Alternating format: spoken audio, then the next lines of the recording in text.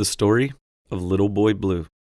There once lived a poor widow who supported herself and her only son by gleaning in the fields the stalks of grain that had been missed by the reapers. Her little cottage was at the foot of a beautiful valley, upon the edge of the river that wound in and out among the green hills. And although poor, she was content with her lot, for her home was pleasant, and her lovely boy was a constant delight to her. He had big blue eyes and fair golden curls, and he loved his good mother very dearly, and was never more pleased than when she allowed him to help her with her work. And so the years passed happily away till the boy was 8 years old. But then the widow fell sick, and their little store of money melted gradually away. "I don't know what we shall do for bread," she said, kissing her boy with tears in her eyes. "for I am not yet strong enough to work, and we have no money left." "But I can work," answered the boy. "and I'm sure if I go to the squire up at the hall, he will give me something to do." At first the widow was reluctant to consent to this, since she loved to keep her child at her side.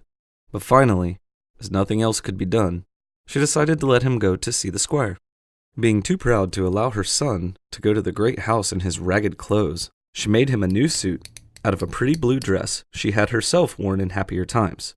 And when it was finished, and the boy dressed in it, he looked as pretty as a prince in a fairy tale, for the bright blue jacket set off his curls to good advantage, and the color just matched the blue of his eyes. His trousers were blue also, and she took the silver buckles from her own shoes and put them on his, that he might appear that much finer. And then she brushed his curls, and placed his big straw hat upon them, and sent him away with a kiss to see the squire. It so happened that the great man was walking in his garden with his daughter Madge that morning, and was feeling in an especially happy mood, so that when he suddenly looked up and saw a little boy before him, he said kindly, "Well, my child, what can I do for you?" "If you please, sir," said the boy bravely, although he was frightened at meeting the squire face to face. "I would like it if you could give me some work to do so that I can earn money." Earn money? Why do you wish to earn money? "To buy food for my mother, sir. We are very poor, and since she is no longer able to work for me, I wish to work for her." But what can you do? You are too small to work in the fields. "I could earn something, sir, couldn't I?" His tone was so pleading that Mistress Madge was unable to resist it, and even the squire was touched. The young lady came forward and took the boy's hand in her own, and pressing back his curls, she kissed his fair cheek.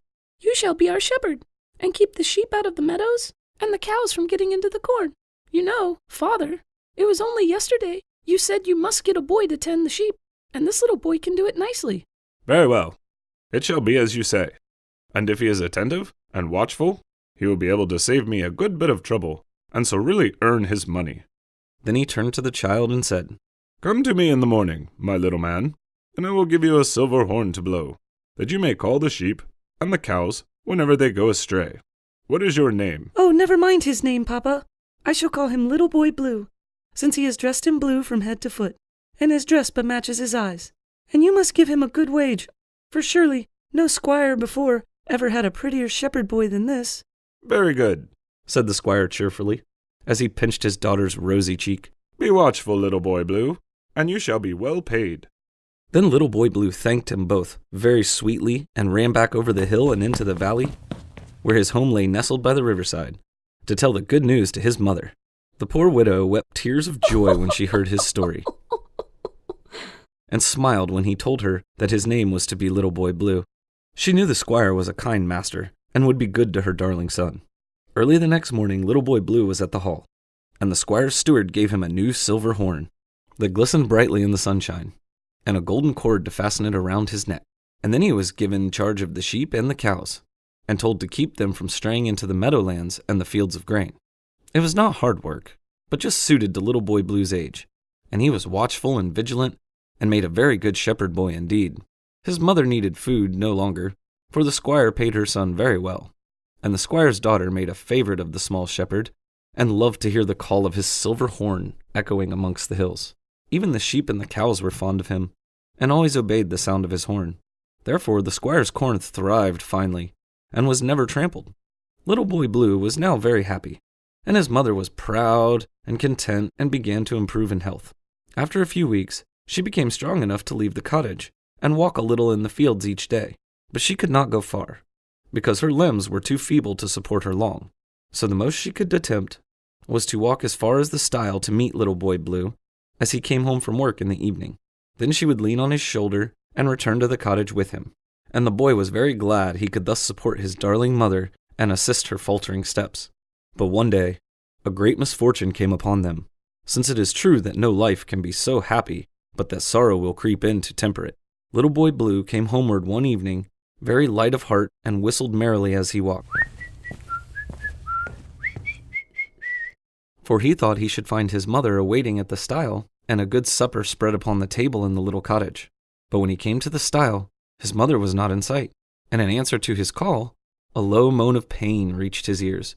Oh. Little Boy Blue sprang over the stile and found laying upon the ground his dear mother, her face white and drawn with suffering, and tears of anguish running down her cheeks, for she had slipped upon the stile and fallen, and her leg was broken. Little Boy Blue ran to the cottage for water and bathed the poor woman's face, and raised her head that she might drink. There were no neighbors, for the cottage stood all alone by the river, so the child was obliged to support his mother in his arms as best he could, while she crawled painfully back to the cottage. Fortunately, it was not far, and at last she was safely laid upon her bed. Then, Little Boy Blue began to think what he should do next. Can I leave you alone while I go for the doctor, Mom? He asked anxiously, as he held her clasped hands tightly in his two little ones. His mother drew him towards her and kissed him. Take the boat, dear, and fetch the doctor from the village. I shall be patient till you return. Little Boy Blue rushed away to the riverbank and unfastened the little boat, and then he pulled it sturdily down the river until he passed the bend and came to the pretty village below. When he had found the doctor and told of his mother's misfortune, the good man promised to attend him at once, and very soon they were seated in the boat on their way to the cottage. It was very dark by this time, but Little Boy Blue knew every turn and bend in the river, and the doctor helped him pull at the oars, so that at last they came to the place where a faint light twinkled through the cottage window. They found the poor woman in much pain, but the doctor quickly set and bandaged her leg, and gave her some medicine to ease her suffering. It was nearly midnight when all was finished, and the doctor was ready to start back to the village. Take good care of your mother, and don't worry about her, for it is not a bad break, and the leg will mend nicely in time. But she will be in bed many days, and you must nurse her as well as you are able. All through the night the boy sat by the bedside, bathing his mother's fevered brow and ministering to her wants. And when the day broke, she was resting easily, and the pain had left her, and she told Little Boy Blue he must go to his work. For, more than ever now, we need the money you earn from the squire, as my misfortune will add to the expenses of living, and we have the doctor to pay. Do not fear to leave me, for I shall rest quietly and sleep most of the time while you are away. Little Boy Blue did not like to leave his mother all alone, but he knew of no one he could ask to stay with her, so he placed food and water by her bedside, and ate a little breakfast himself, and started off to tend his sheep. The sun was shining brightly, and the birds sang sweetly in the trees, and the crickets chirped just as merrily as if this great trouble had not come to the Little Boy Blue to make him sad. But he went bravely to his work, and for several hours he watched carefully, and the men at work in the fields, and the squire's daughter who sat embroidering upon the porch of the great house, heard often the sound of his horn as he called the straying sheep to his side.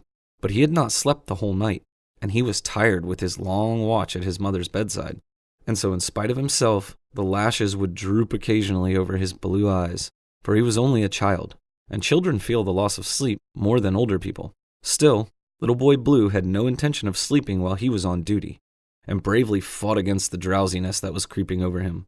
The sun shone very hot that day, and he walked to the shady side of a big haystack and sat down upon the ground, leaning his back against the stack. The cows and sheep were quietly browsing near him, and he watched them earnestly for a time, listening to the singing of the birds and the gentle tinkling of the bells upon the withers, and the faraway songs of the reapers that the breeze brought to his ears. But before he knew it, the blue eyes had closed fast, and the golden head lay back upon the hay, and the Little Boy Blue was fast asleep and dreaming that his mother was well again and had come to the stile to meet him. The sheep strayed near the edge of the meadow and paused, waiting for the warning sound of the horn, and the breeze carried the fragrance of the growing corn to the nostrils of the browsing cows and tempted them nearer and nearer to the forbidden feast. But the silver horn was silent, and before long, the cows were feeding upon the squire's pet cornfield, and the sheep were enjoying themselves amidst the juicy grasses of the meadows. The squire himself was returning from a long, weary ride over his farms, and when he came to the cornfield and saw the cows trampling down the grain and feeding upon the golden stalks, he was very angry. Little Boy Blue! Ho, Little Boy Blue, come blow your horn! There was no reply. He rode on away, and now discovered that the sheep were deep within the meadows, and that made him more angry still. Here, Isaac, He said to a farmer's lad who had happened to pass by. where is Little Boy Blue? He's under the haystack, Your Honor, fast asleep. Replied Isaac with a grin, for he had passed that way and seen that the boy was lying asleep. Will you go and wake him? For he must drive out the sheep and the cows before they do more damage. Not I. If I wake him, he'll surely cry, for he is but a baby, and not fit to mind the sheep. But I myself will drive them out for Your Honor.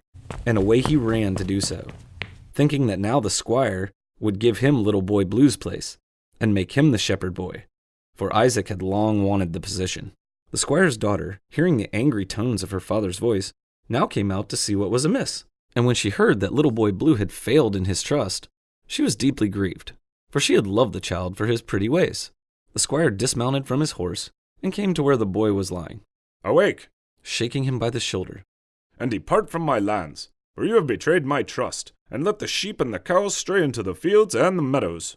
Little Boy Blue started up at once and rubbed his eyes, and then he did as Isaac prophesied. He began to weep bitterly.